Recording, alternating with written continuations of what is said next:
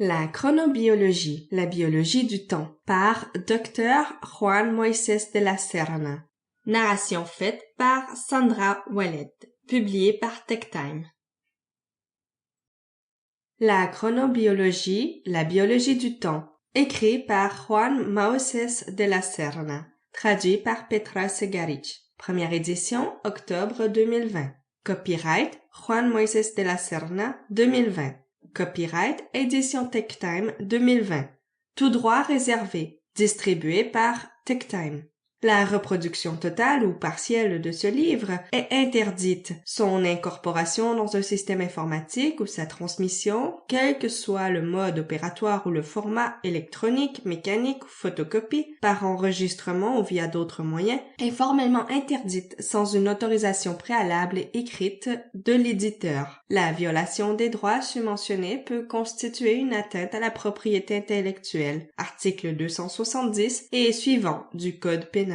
Adressez-vous à CEDRO, Centre espagnol des droits de reproduction, si vous avez besoin de photocopier ou de scanner un fragment de cette œuvre. Vous pouvez contacter le CEDRO via le site www.conlicencia.com CONLICENCIA.com ou par téléphone au 91 702 19 70 ou le 93 272 04 47. Préface. Ça serait bien si notre propre temps était notre guide, car tel que nous le découvrirons tout au long de ce livre, respecter un rythme optimal au moment d'accomplir une action quelconque nous garde en bonne santé. Car chacun d'entre nous est un être unique, et serait donc pratique d'apprendre à écouter notre propre organisme pour comprendre quel est le tempo qui nous gouverne et ainsi s'y adapter, puisque c'est de cette façon que nous trouverons le calme qui nous permettra de mieux effectuer toutes nos activités. Effectuer les activités quotidiennes à un rythme plus rapide ne fera qu'apporter du stress qui engendrera les maladies qui y sont associées. De même que les effectuer à un rythme réduit provoquera désespoir et ennui. Ce livre traite une thématique de grande importance, tant pour la découverte personnelle de soi-même comme pour les relations sociales, pour nous permettre de nous rapprocher d'autrui en partant de nouvelles perspectives enrichissantes.